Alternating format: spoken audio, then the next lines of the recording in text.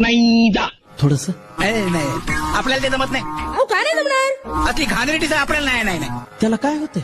अरे तू माणूस आहेस कसा इथं? मी अकाउंटंट आहे ते मुडद्या तुला कोणी विचारलंय का?